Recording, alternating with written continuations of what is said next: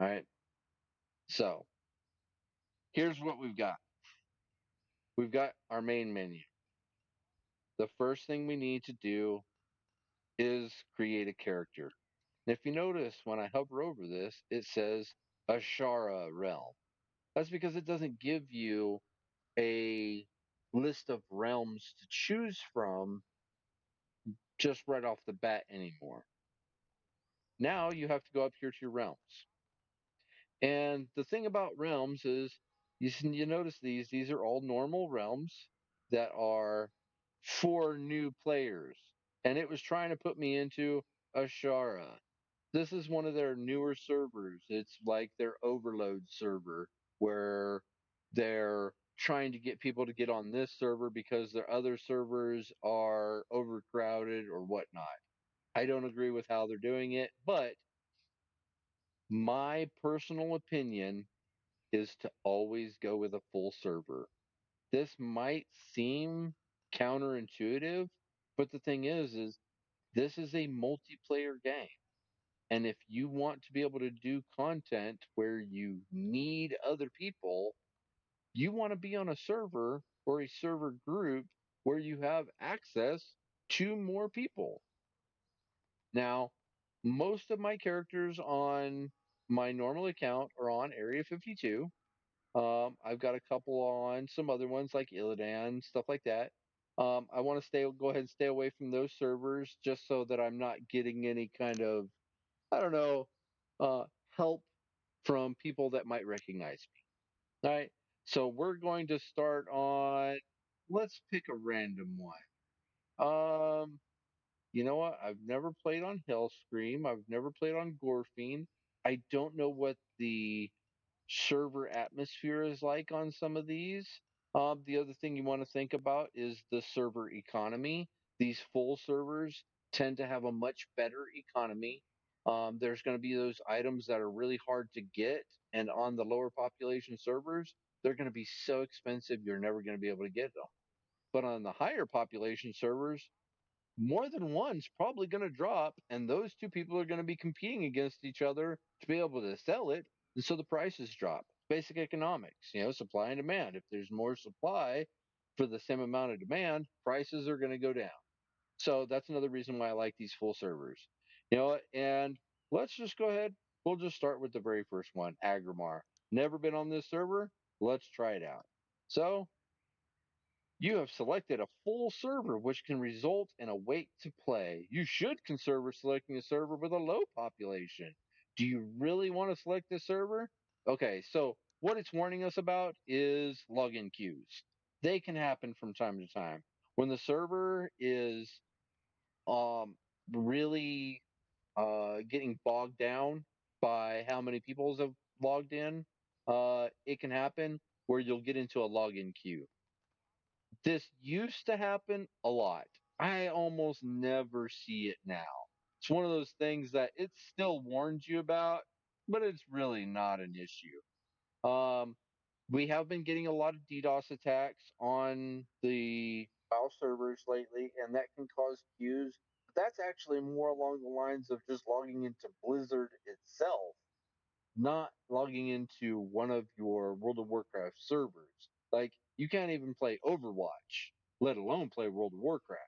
And if you're trying to play Call of Duty, how can you if you've got it on your BattleNet account and you're in a queue waiting to log into BattleNet?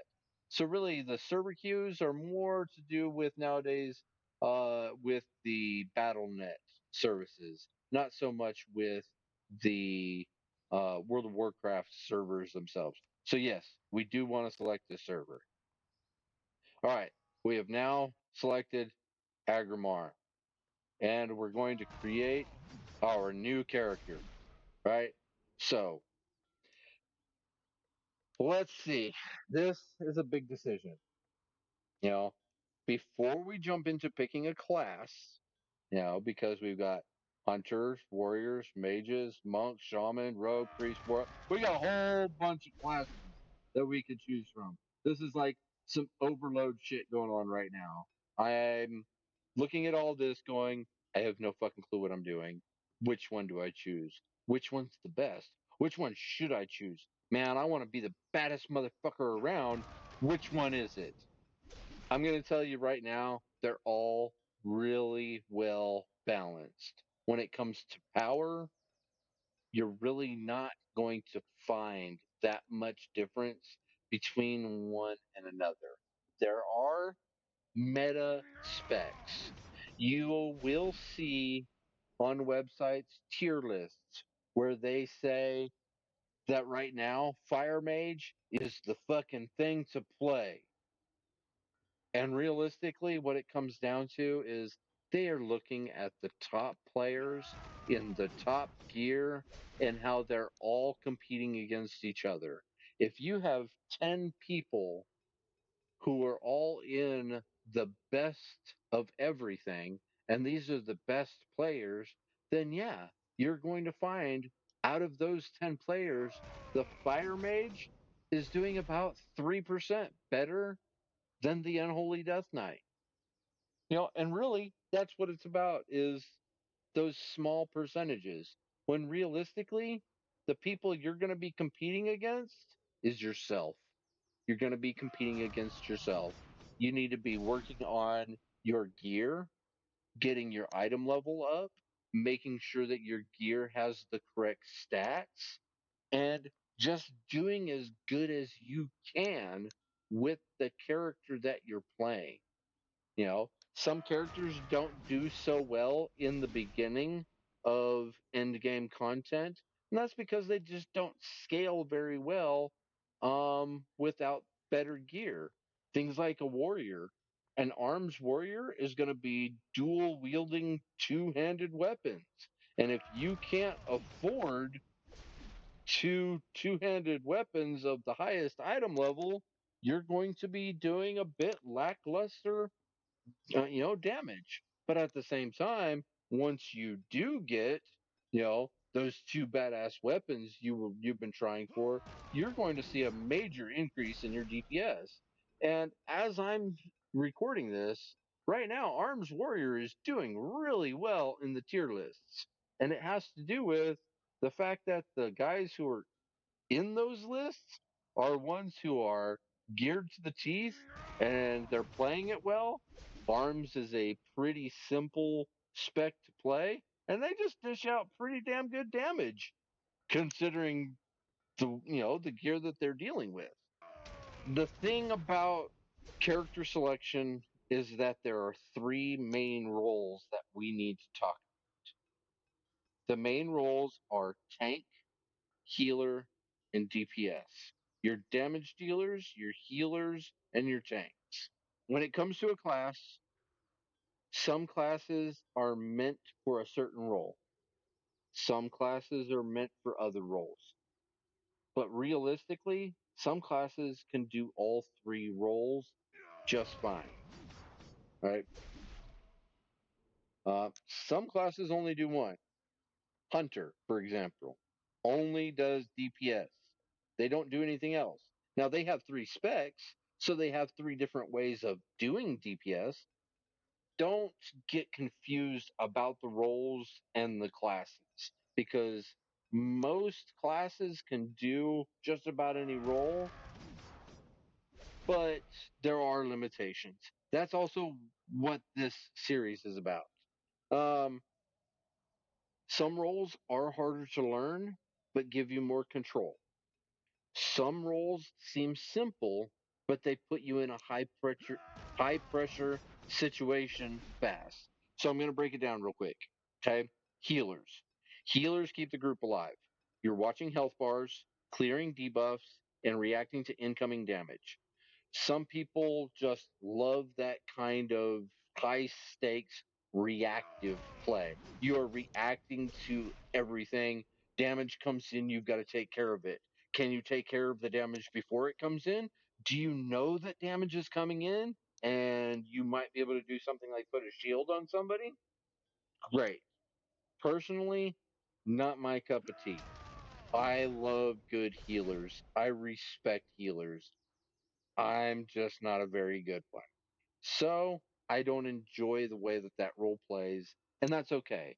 So the focus of this stream is definitely not going to be on healers. Now, So our next one is going to be DPS. DPS stands for damage per second, but really, when people refer to DPS, a lot of times now they're actually talking about the role that the character is taking. Hey man, can you switch from your tank spec to your DPS spec? What they're asking is, can you be a damage dealer instead of a tank on this pull? They are by far the most common role. Whether it's fireballs, daggers, bows, whatever, your job is to kill enemies and to kill them fast. DPS classes come in a huge variety because there's so many. They're also the most replaceable person in a group. All right. You can always find a DPS. When you're trying to get a group together, you might struggle finding a tank. It might be hard to find a healer. It's never hard to find DPS. DPS are everywhere. All right. So good DPS understand positioning, threat, and pacing. Bad DPS just tunnel vision and hope that they get heals. Guess which one we're trying to avoid here? I joke about it in Discord all the time.